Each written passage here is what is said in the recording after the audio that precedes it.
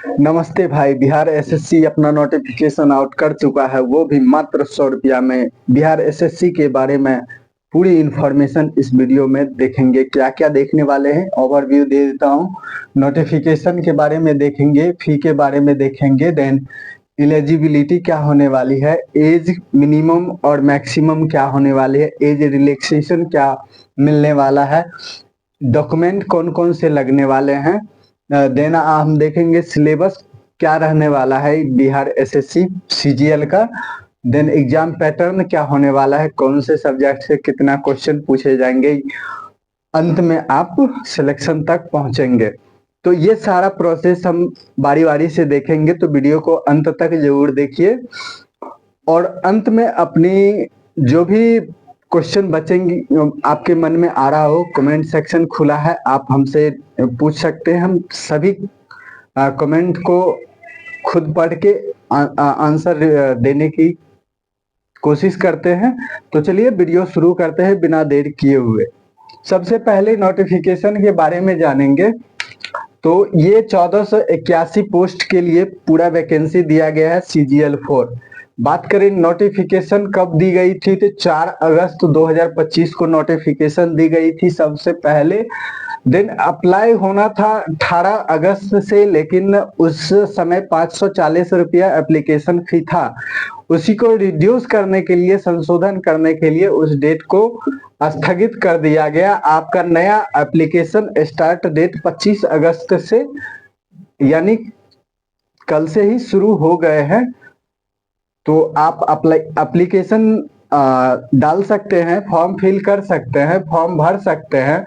Last date की बात करें तो एप्लीकेशन लास्ट डेट की बात करें तो 26 सितंबर तक आप फाइनल सबमिट कर दे सकते हैं, लेकिन उन्होंने बताया कि आप 2 दिन पहले फी पेमेंट करना होगा, यानी कि 24 सितंबर तक आप अगर फी पेमेंट कर चुके हैं तो 26 सितंबर तक आप फॉर्म को भर सकते हैं।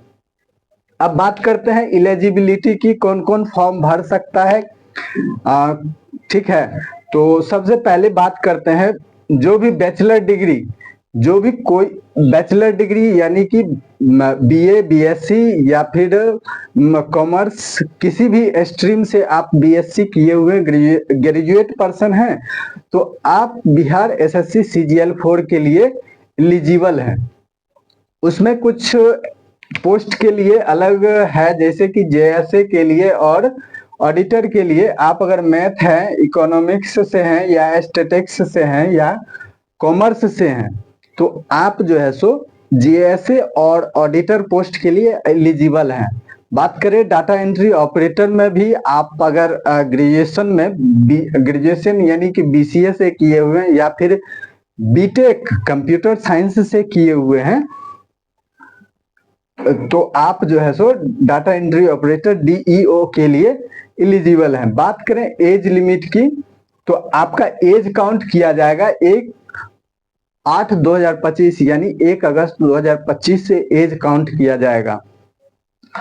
मिनिमम एज की बात करें तो 21 साल के सभी कैंडिडेट इस और जो ग्रेजुएट हैं वो फॉर्म फिल कर सकते हैं इसे बिहार सीजीएल को।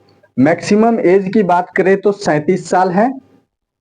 अनरिजर्व्ड महिला के मेल के लिए यानी कि जनरल से जो भी मेल पर्सन है उनके लिए एज मैक्सिमम 37 साल दी गई है। और बात करें एज रिलैक्सेशन की, तो अनरिजर्व फीमेल यानी कि जो फीमेल जनरल से भी है वो भी 40 साल तक इस फॉर्म को फिल कर सकते हैं, भर सकते हैं। बात करें ओबीसी या ईबीसी, उसमें मेल कैटेगरी हो या फीमेल कैटेगरी हो, वो भी 40 साल तक भर सकते हैं। यानी मेल हो या फीमेल हो, 3 साल का उसमें एज रिलैक्सेशन दिया जाता है। आप अगर मैक्सिमम एज 37 क्रॉस कर गए हैं, फिर भी आपको 3 साल की छूट दी जाएगी अगर आप बिलोंग करते हैं ओबीसी या ईबीसी कैटेगरी से। बात कर रहे हैं एससी और एसटी की, तो उन्हें 5 साल की रिलैक्सेशन दी जाती है। वो टोटल 42 साल की एज तक फॉर्म को भर सकता है, सीजीएल फॉर्म को भर सकता है। बात करें फी की, तो फी अब मात्र 100 रुपया लगने वाला है सभी कैंडिडेट के लिए। SC हो, ST हो, OBC हो या फिर मेल हो फीमेल हो, हर कैटेगरी के लिए 100 रुपया लगेगा। अब बात करते हैं कौन कौन सी डॉक्यूमेंट लगने वाली है।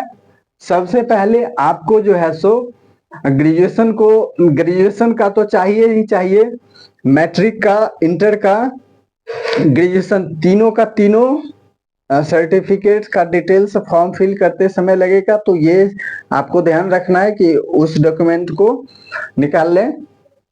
देन उसके बाद आप आ जाइए मोस्ट इम्पोर्टेंट चीज कि आप अगर बिहार के निवासी हैं तो आपको रेसिडेंस सर्टिफिकेट यानी आवासीय प्रमाण पत्र वहां पर जरूरी पड़ेगा। तो अगर बनवाए हुए हैं तो ठीक है, नहीं तो बनवा लीजिए, अभी टाइम सफिशियंट है।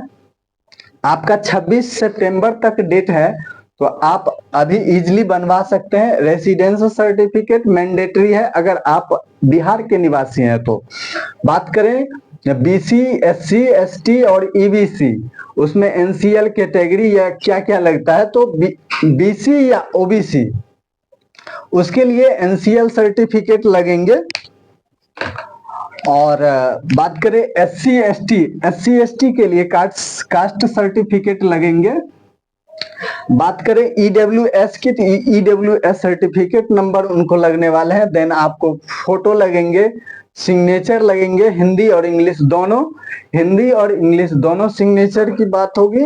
देन उसके बाद आपका लाइव फोटो भी लिया जाएगा और बैकग्राउंड व्हाइट होनी चाहिए। देन ग्रेजुएशन तो मैंडेटरी है ही। अब बात करते हैं सिलेबस में क्या क्या पूछे जाएंगे।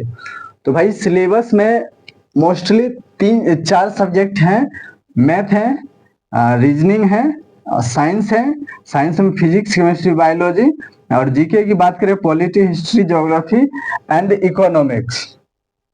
और स्टैटिक पोर्शन भी आता है, तो स्टैटिक पोर्शन इसी से निकल के आता है, कुछ एक्स्ट्रा भी रहता है। करंट अफेयर हो गया, ये सारा कुछ करंट अफेयर भी इंक्लूड रहता है, बिहार जीके भी इंक्लूड रहता है, वो सारा इसमें पढ़ना होगा आपको इस सिलेबस के अंदर।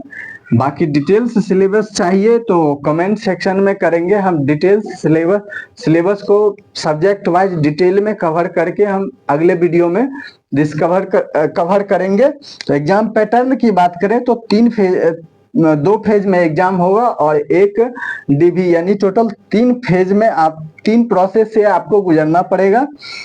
PT एग्जाम होगा सबसे पहले, ये क्वालिफाइंग नेचर का है। अगर आप क्वालिफाई कर लेते हैं तो आप मेंस के लिए एलिजिबल हो जाएंगे, तो मेंस का आपको डेट निकाला जाएगा। देन आप मेंस का फॉर्म फिल करेंगे, उसमें पेपर 1 और पेपर 2 में एग्जाम होगा। पेपर 1 हिंदी होगा जो 100 क्वेश्चन का होगा, उसमें 30% लाना मैंडेटरी है, तभी आपका सेकेंड पेपर चेक हो पाएगा। और लास्ट में डॉक्यूमेंट वेरिफिकेशन होगा। तो सबसे पहले PT के एग्जाम की बात करें तो PT एग्जाम में रीजनिंग से 50 क्वेश्चन पूछे जाएंगे जो 4 नंबर के होंगे, यानी कि रीजनिंग से 200 नंबर के पूछे जाएंगे। मैथ और साइंस मिला के 50 क्वेश्चन दिए जाएंगे। 2 नंबर के क्वेश्चन, सॉरी 4 नंबर के क्वेश्चन होते हैं, तो 50 चौका 200, ये भी 200, यानी हर सेक्शन से 200 नंबर का होगा। और जीके की बात करें तो जीके में सारा कुछ आ जाता है, history, polity, geography, economics, current affair, Bihar GK सारा इंक्लूड करके 50 क्वेश्चन पूछे जाएंगे। टोटल 150 क्वेश्चन पूछे जाएंगे PT एग्जाम में। उसमें जो है सो टोटल 600 मार्क्स का एग्जाम होने वाला है। बात करें 600 एग्जाम में अगर आप टोटल का टोटल अटेम्प्ट लेते हो तो क्या निगेटिव है? एक क्वेश्चन के लिए आपको 4 नंबर मिलेंगे, लेकिन आप एक क्वेश्चन अगर गलत कर रहे हो तो 1 नंबर कट जाएंगे।